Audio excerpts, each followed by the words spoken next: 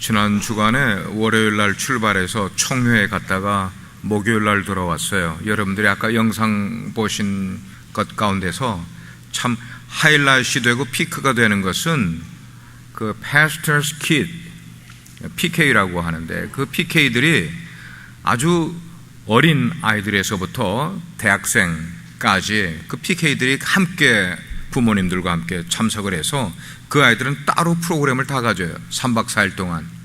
그 프로그램에서 가지고 배우고 깨달은 것들을 마지막 수요일 날 저녁에 저렇게 이렇게 프레젠테이션을 하는데 얼마나 참 그 시간이 은혜스러운 시간인지 몰라요. 왜냐하면 우리의 자녀들이 하니까 은혜스러운 거예요. 특별히 그 아이들 모임 가운데 12명의 아이들이 이번 청회 기간 가운데 예수님을 자기 개인의 구세주로 영접하는 일이 있었어요. 아멘 안 합니까? 남의 일이에요? 우리 자녀들이 교회에 그냥 다니는 것 아니라 이들이 예수님을 만나야 돼요. 부모님들이 여러분의 자녀들을 그거를 점검해 주는 게 최고의 점검이에요. 이 아이가 예수님을 개인적으로 만났는지. 그래. 그 12명의 아이들이 해마다 이렇게 아이들이 예수님을 영접하는 일들이 있고 그 가운데 또 아이들 가운데 9명이 자기는 나중에 목사나 선교사가 되겠다고 헌신하는 일이 있었다고요. 또 아멘 안 해요? 남의 일이에요?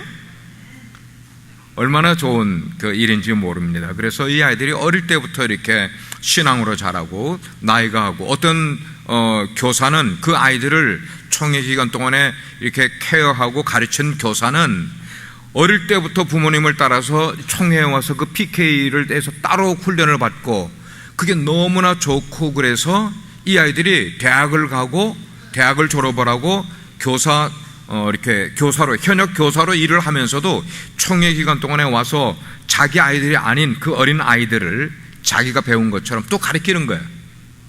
이게 얼마나 로테이트 되니까 얼마나 아름다운 모습인지 모르겠어요.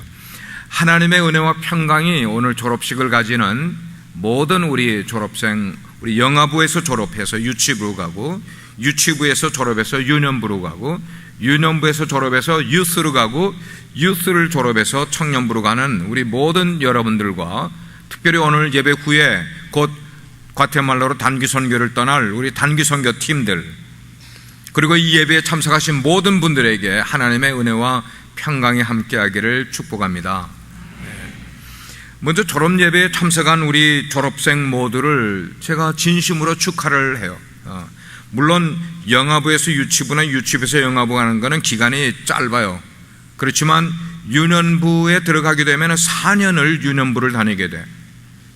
뿐만 아니고 유년부를 졸업해서 유스 그룹으로 들어가게 되면 그 다음부터는 이게 몇 년이나 이게 6년이라는 기간을 유스 그룹에서 함께 자라게 되는데 여러분들이 그렇게 이렇게 승급을 하면서 계속해서 교회 생활을 하고 신앙생활을 하면서 여러분들에게 많은 도움과 하나님의 축복을 받은 줄 알아요.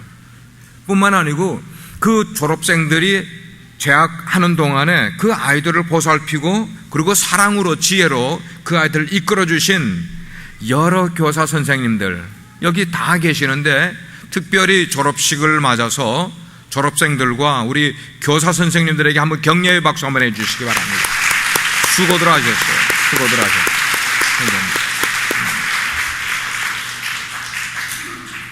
우리 유년주일학교를 꿈새 주일학교 이렇게 일컬어요.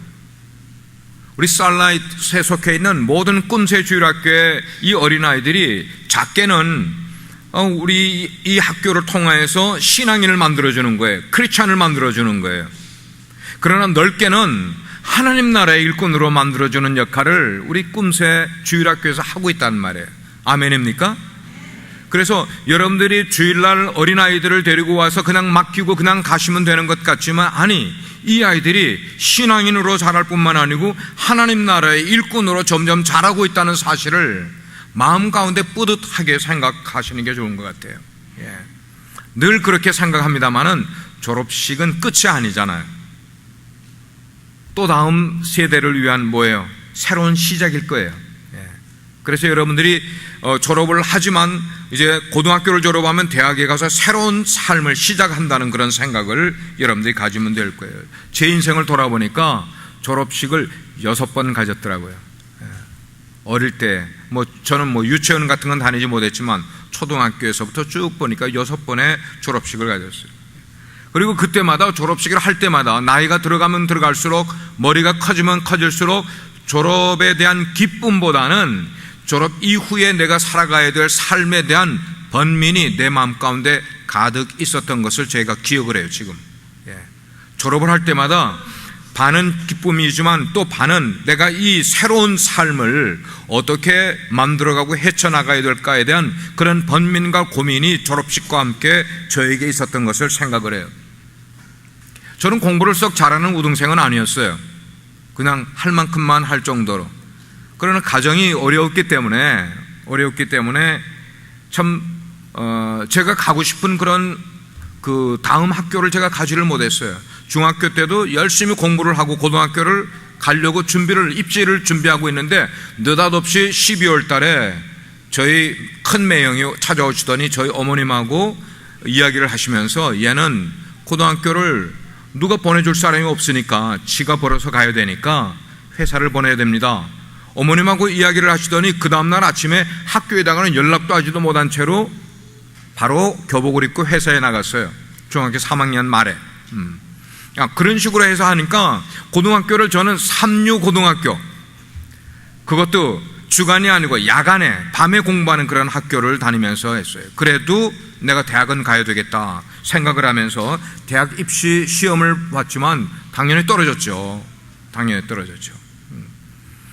근데 그렇게 시험에 떨어진 다음에 교회 학생부에 있었던, 지금 유스에 있었던 같이 졸업한 친구들 가운데 2명과 함께 야 우리 어느 학교 가야 되냐, 1차 떨어졌으니까. 그래서 우리들이 3명이 의논하기를 우리 신학교 가자 이런 거예요. 그래서 그 당시에 부산에 있던 고려신학교에 가려고 생각을 했어요. 70년대 초반에는 신학교가 비인기 학교였단 말이에요. 사람들에게 전혀 인기가 없는 그런 학교였었단 말이에요. 그래서 그때는 늘 정원 미달이었기 때문에 원서만 넣으면 들어가는 곳이 신학교였었어요. 지금은 한국서도 신학교 들어가기가 무척 어려워요. 지금은. 그런데 그 당시에 저희 큰형님이 고등학교 교사를 하고 계셨는데 큰형님 귀에 막내 동생이 신학교에 가겠다는 얘기가 들린 거예요. 그러니까 형님이 저를 부르시는 거예요. 한번 이야기 좀 하자. 그래서 형님을 뵀어요. 따로 이제 결혼해서 따로 살고 계셨는데, 근데 그 큰 형님이 저에게 심각하게 어드바이스를 주는 거예요. 네가 저에게 이야기하는 게 지금도 생생히 한 45년 전 이야기인데 생생히 기억나는 것은, 네가 서울대학에 갈 실력이 되면은 신학교 가도 좋아. 근데 1차 대학에 떨어지고 그 대안책으로 신학교 간다는 거는 그건 맞지가 않아. 그러면서 네가 그렇게 해서 간다는 건 내가 말리고 싶다고 말씀하시면서 저에게 말씀하시는 게, 더 중요한 것은 신학교는 아무나 가는 것이 아니야. 소명을 받은 사람만, 하나님의 부름을 받은 사람만 가는 것이야. 너 소명 받은 적 있어? 라고 물어보시는 거야. 여러분, 그때 그 형님의 저에게 물어보시는 그 질문이 저에게는 굉장히 무서운 질문이었어요. 너 소명 받은 적 있어?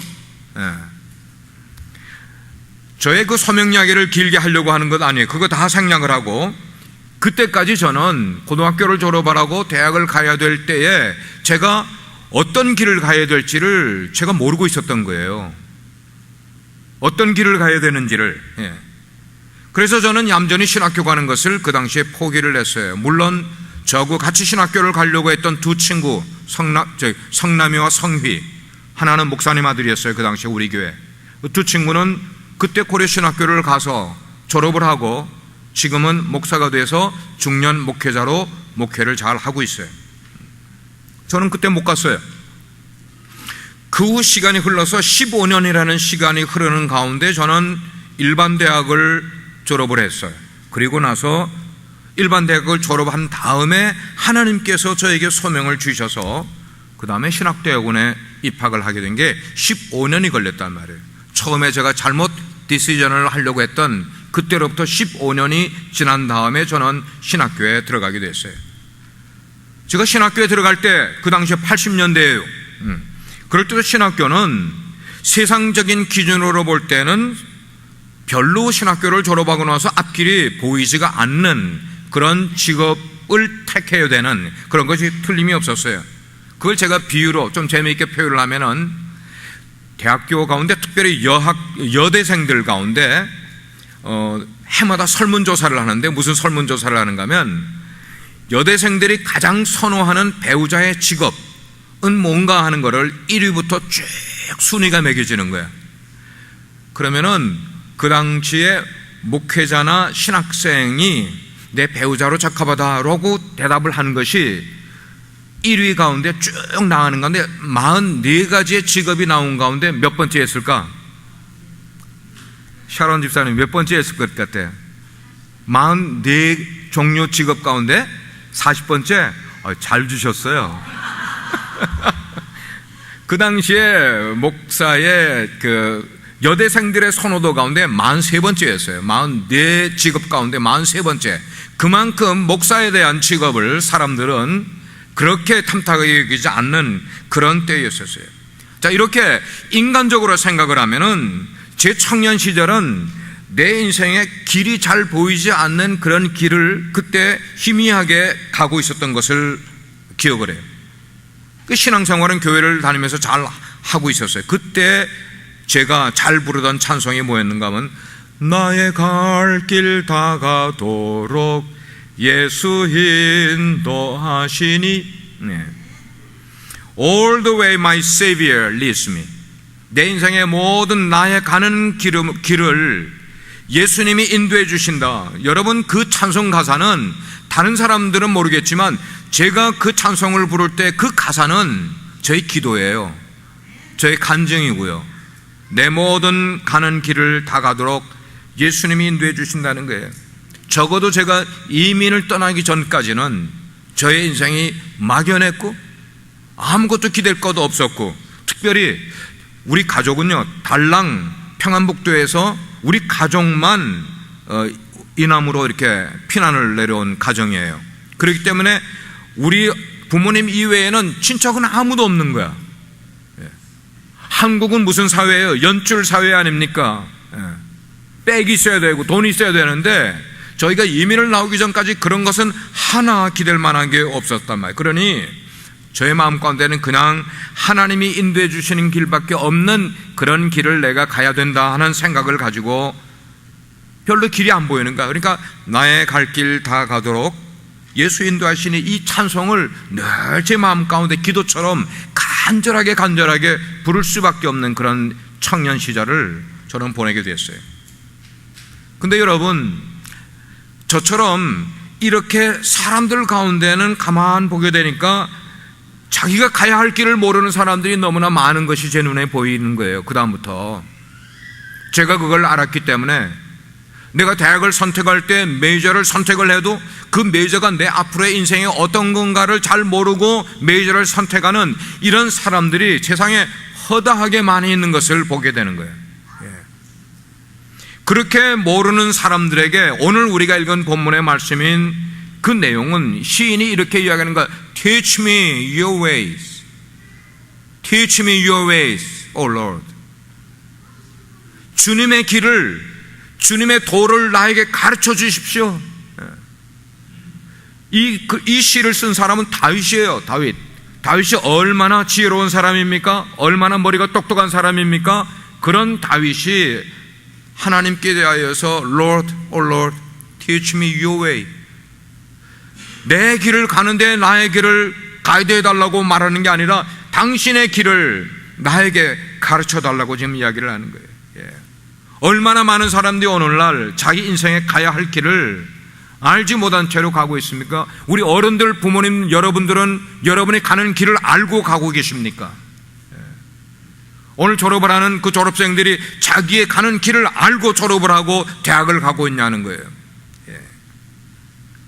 오늘 본문에서 시인은 우리에게 그 이야기를 해요. Teach me your ways. 하나님의 길, 그 길을 나에게 가르쳐 주십시오. 그리고 그 다음에 나오는 길이 뭐예요? 평탄한 길로 나를 인도해 달라고. 여러분, 평탄한 길로 인도해 달라는 요청의 기도는 지금 다윗의 길이 평탄하지 않기 때문에 그런 거란 말이에요. 위험한 상황을 앞에 두고 있는 기회이기 때문에 평탄한 길, 울퉁불퉁하지도 않고 쭈글쭈글하지도 아니하고 꼬불꼬불하지도 아니하고 그냥 쭉 곧바른 그런 길, straight path, 그 길을 나에게 인도해 달라, 그렇게 이야기를 하는 거예요.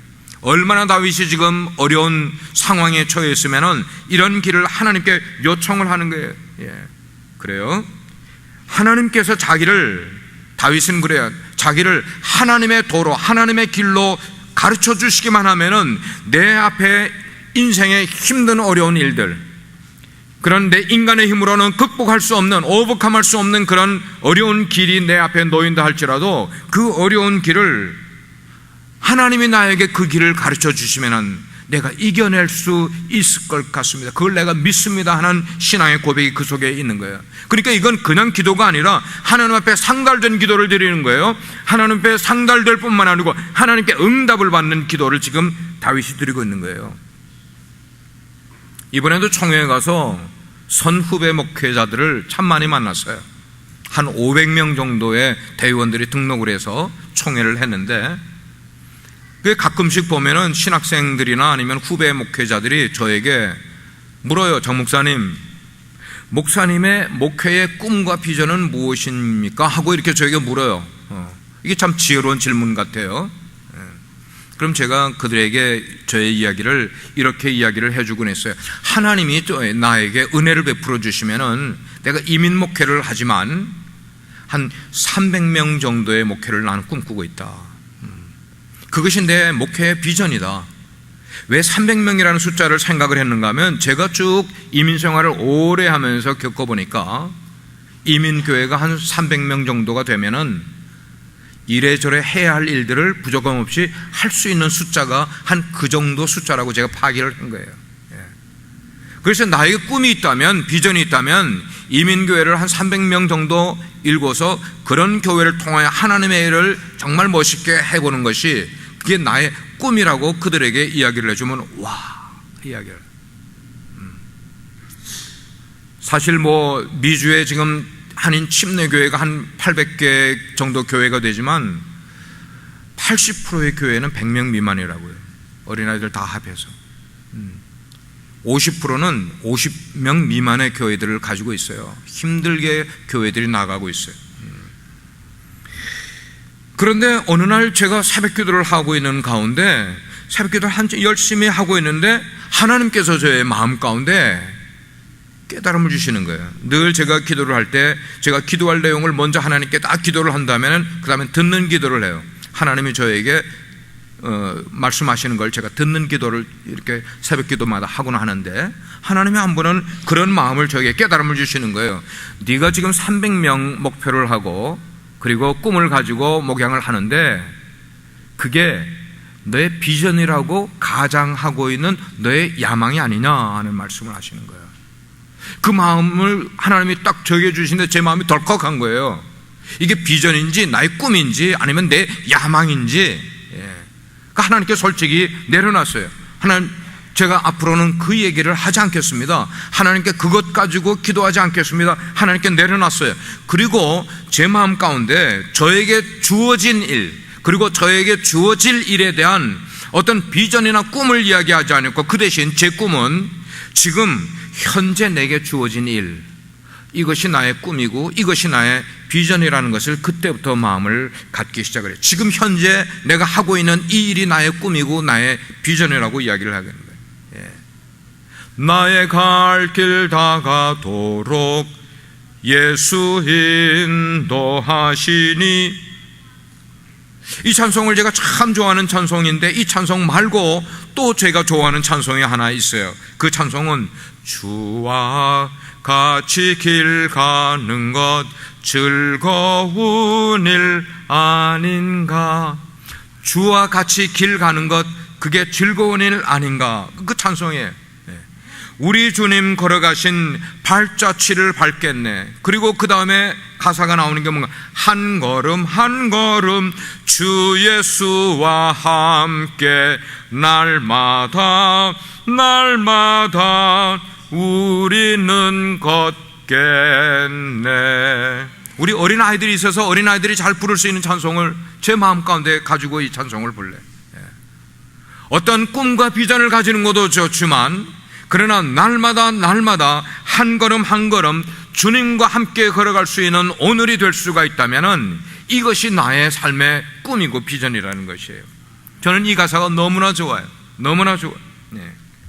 지금 내 눈에 보이지 않는 10걸음 그리고 100걸음 그거를 꿈꾸며 살아가는 것도 좋겠지만, 그러나 지금 한 걸음 한 걸음 걸어가는 내 걸음 가운데, 하루하루 살아가는 내 하루의 삶 가운데 주님과 함께 살아가는 그런 삶이 내 삶이 된다면, 그래서 오늘 본문의 말씀이 저는 너무나 좋은 거예요. Lord, teach me your ways. 주님의 길을 나에게 가르쳐 달라고 말이죠.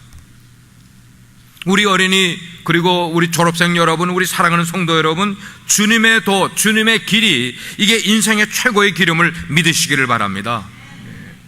이 자리에 계신 우리 부모님들께 제가 말씀을 드려요. 인간적인 눈으로 볼 때에 세상에 좋은 일, 좋은 길이 많이 있어요. 세상에 출세의 길도 많이 있어요.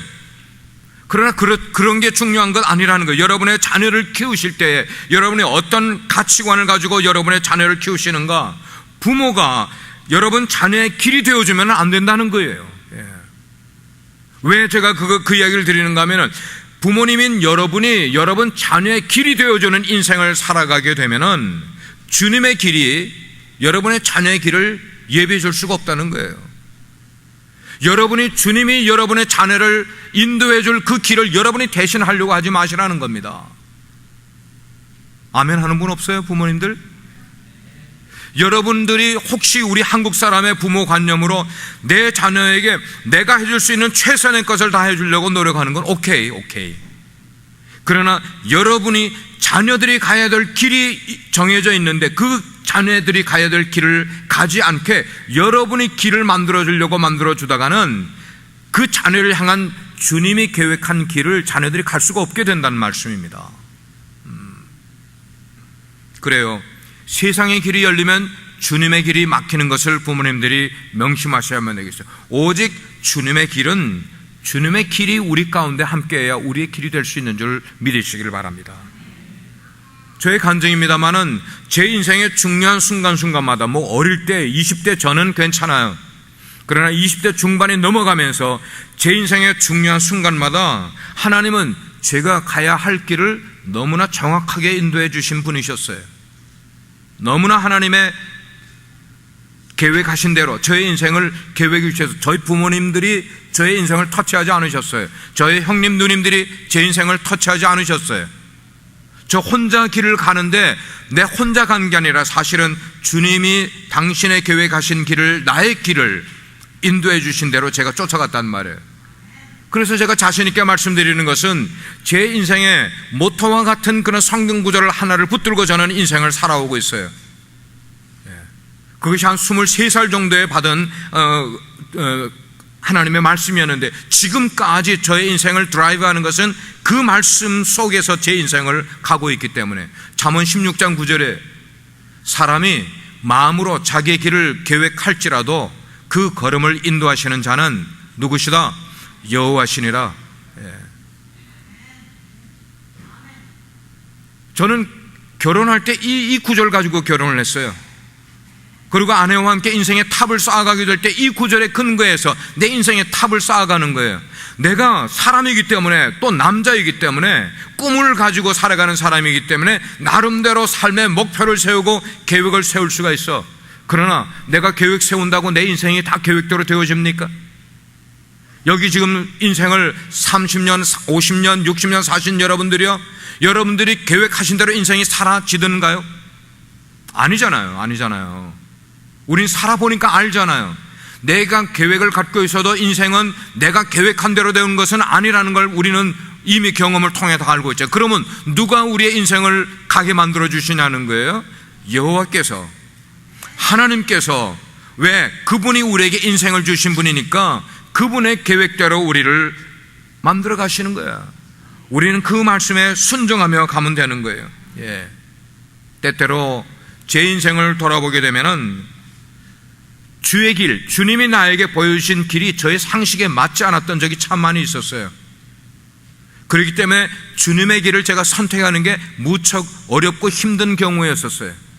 왜냐하면 제 상식으로 맞지 않는 길을 주님이 저에게 말씀하셨으니까.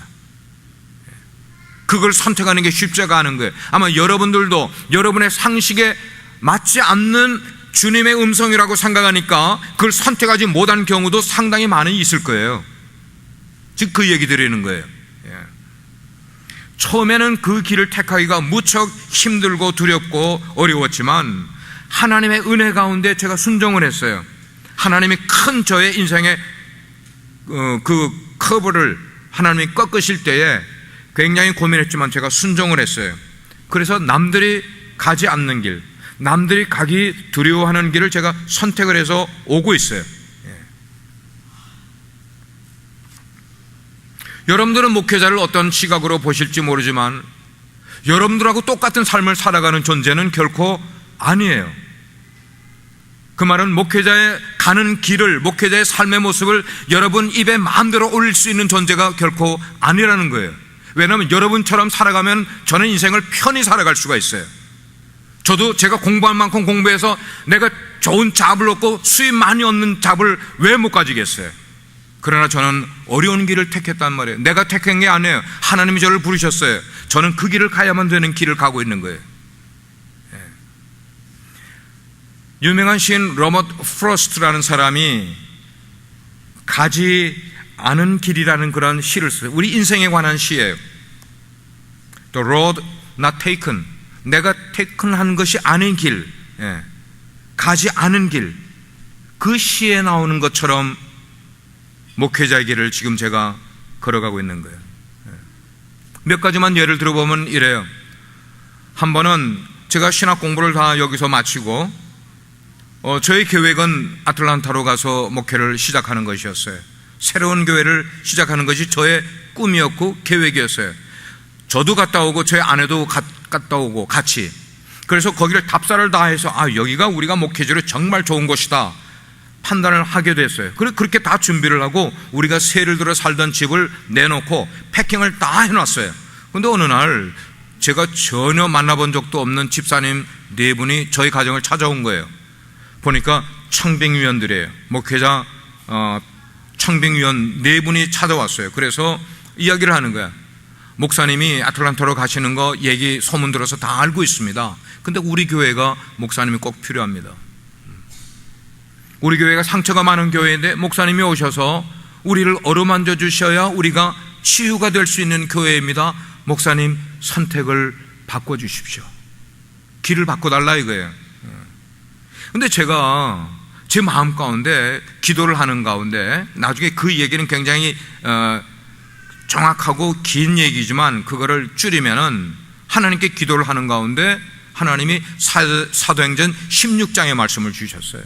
마게도냐 환상에 대한 꿈을 주셨어요. 마게도냐 사람 하나가 청하여 이르되 건너와서 우리를 도우라. Help us. 이 말씀을 통해 저에게 가르쳐 주신 것은 제가 생각하는 아틀란타의 길이 아니라 너는 이 교회로 부임하라.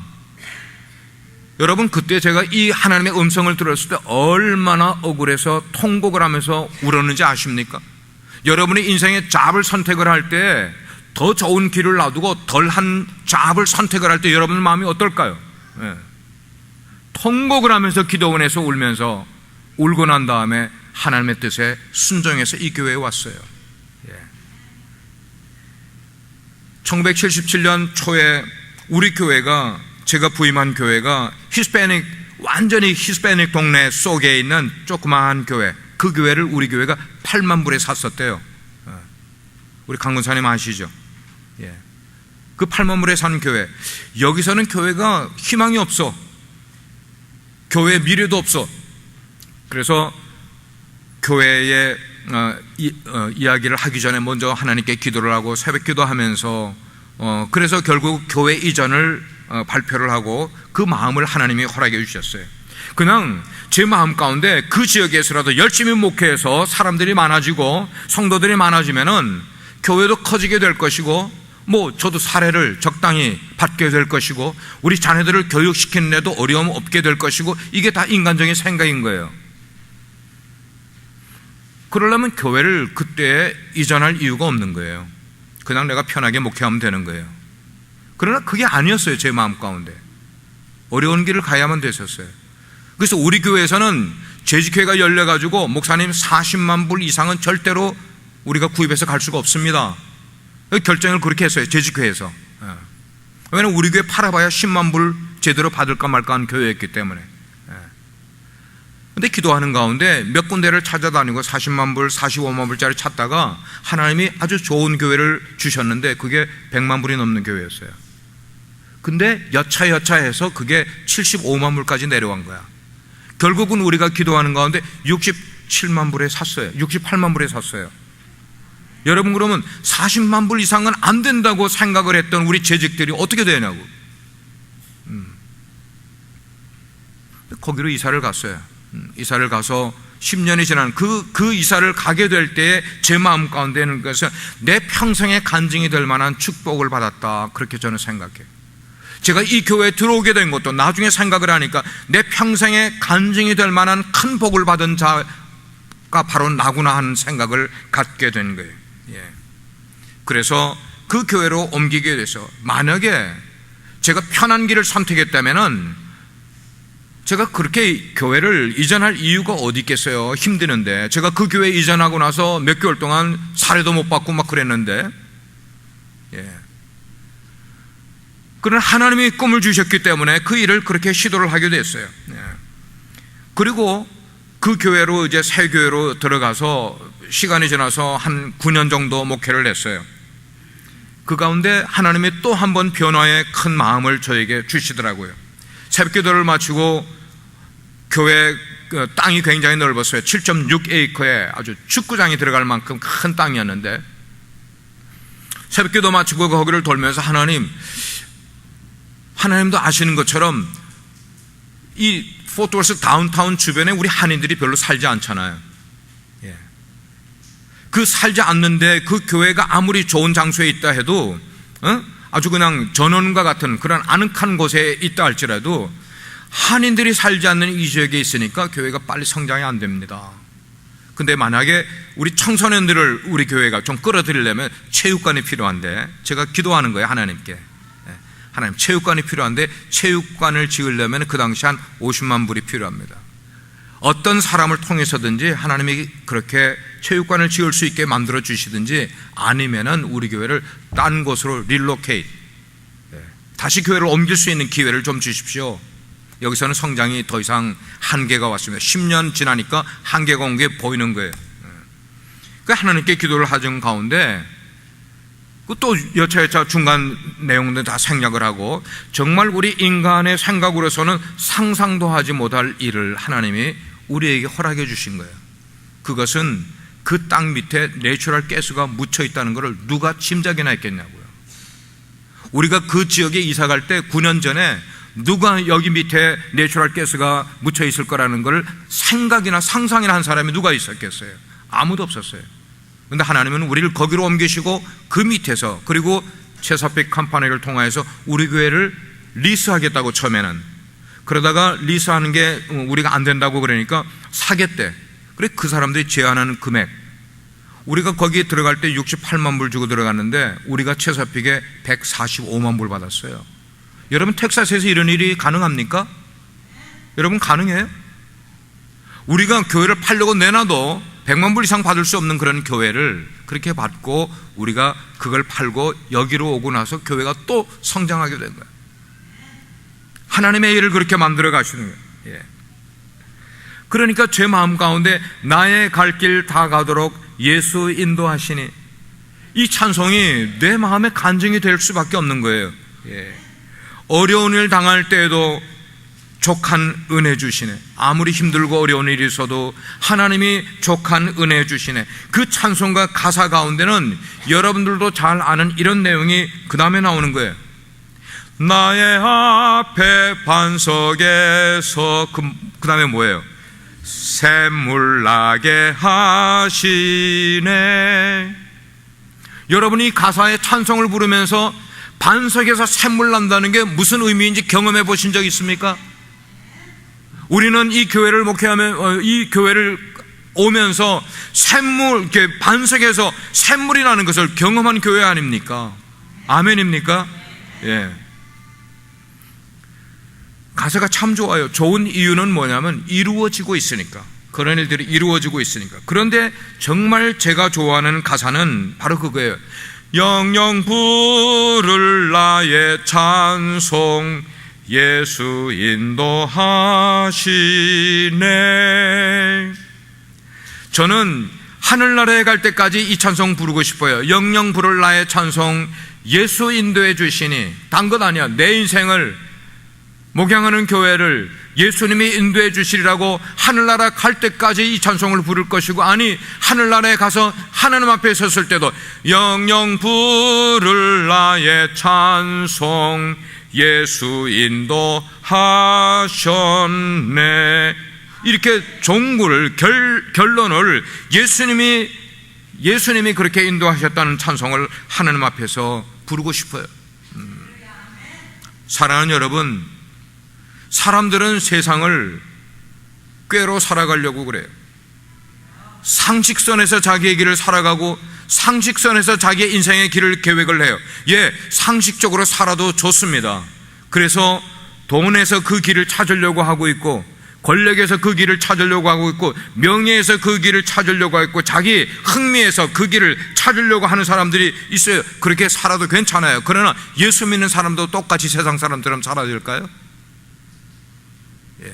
상식선에서 자기의 길을 살아가겠어요? 그런 것들은 우리 그리스도인들이 인생을 찾는 바른 길은 결코 아닌 거예요. 그 길들은 단지 우리의 길을 바른 길처럼 보여주는 것과 같은, 제가 표현하면 신기루와 같은 것이라고 저는 말씀을 드리고 싶어요. 예.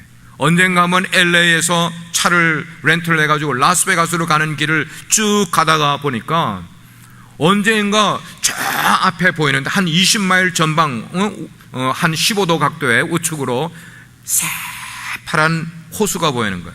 아니 이 사막 중간에 무슨 호수가 있지? 가다가 호수가 있으면 참 보기가 좋겠다 생각을 하고 20마일 30마일 계속 갔는데 호수는 하나도 없고 계속 사막만 있는 거예요. 뭘 본 거예요? 신기루를 본 거예요. 계속 파란 물은 있어. 그런데 계속 가도 진짜 파란 물은 없어요. 사막이에요, 사막. 우리는 인생에 신기루를 보면서 그게 바른 길인 줄 알고 걸어가는 사람들이 얼마나 많이 있는지 몰라요. 우리의 걸어가야 할 길은 예수님밖에 없는 걸 믿으시기를 바랍니다. 예수님이 길인 것이에요. 그 길이 때로는 굉장히 엉뚱하게 보일 수도 있어요. 그 길이 답답하게 보일 수도 있어요. 그 길이 깜깜한 것처럼 보일 수도 있어요. 그 길이 굉장히 좁아 보일 수도 있단 말이에요. 그러나 예수님의 길만이 우리의 인생을 바른 길로 이끌어가는 그 길임을 우리는 알아야 되는 거예요. 세상 야망에 속아서 오늘 나에게 맡겨주신 그 작은 일조차도 내가 감당하지 아니하면서 내 인생의 바쁜 인생을 살아가는 그런 인생으로 살아가지 마시고, 하나님이 여러분에게 작은 일을 맡기신다 할지라도 그 작은 일을 충성스럽게 행하시는 분들은 여러분이 바른 길을 걸어가고 있는 것을 깨닫게 되는 것이에요. 그렇게 어떻게 가라고요? 한 걸음 한 걸음을 주님과 함께 걸으면서 가게 되는 거예요. 왜냐하면 주님의 걸음이 여러분의 인생의 걸음이기 때문인 것입니다. 다시 말씀드립니다. 우리가 주와 함께 걷는 길은 때때로 좁은 길처럼 우리에게 느껴질 수가 있어요. 우리가 주님과 함께 걷는 길은 앞이 잘 보이지 않고 캄캄한 것 같은 경우도 우리에게 느껴질 수가 있는 거래. 그러나 그런 주님의 길을 걷다 보면은 여러분 재미있어요. 즐거웠다고요. 주님의 길을 걸어가면 얼마나 즐거운지 몰라. 그래서 찬송을 그렇게 부르는 거예요. 주와 같이 길 가는 것 즐거운 일 아닌가. 이런 걸음을 갈 마음을 여러분들 가져보시기를 축복합니다. 예. 저는 그 찬송가 가사를 만드신 그분이 왜 그런 가사를 그렇게 만들었는지를 제가 이해를 하는 거예요. 100% 제가 거기에 공감을 하는 거예요. 부족하지만 지난 오랜 세월 동안 주님과 함께 걸어왔던 저의 지난 평생의 길, 그 길이 참 저는 즐거웠습니다. 이번에 총회에서 20주년 근속 공로패를 받았어요. 8가정이, 목회자들이 8가정이 앞에 나와서 저희 부부도 나가고 봤는데 절더러 소감을 이야기를 하래. 처음에 나오는 소감이 그거예요. 20년 한 교회에서 목회하는 길이 눈물이었습니다. 아픔이었습니다. 저의 고백입니다.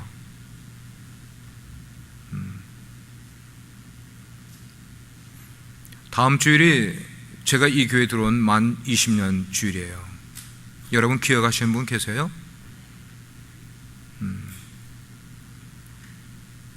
이런 평생에 제 마음에서 그렇게 나오지만 제가 여러분께 그리고 주님 앞에서 고백하는 것은 주님과 함께 걸어온 일이 저의 인생에 정말 기쁨이고 즐거움이었어요. 그래서 저의 남은 여생을 오직 하나님으로만 길을 삼고 그리고 하나님과 함께 걸어가면서 주님의 말씀 안에서 남은 인생도 계속 그렇게 걸어가고 싶어요. 그 길을 주님과 함께 걷다가 그러다가 어느 날인가 하나님 앞에 가고 싶어요. 오늘 사랑하는 우리 졸업생 여러분들, 그리고 사랑하는 우리 성도 여러분, 주님과 함께 주님의 길을 걷는 순례자, 이 길은 아무나 갈 수 있는 길은 아닙니다.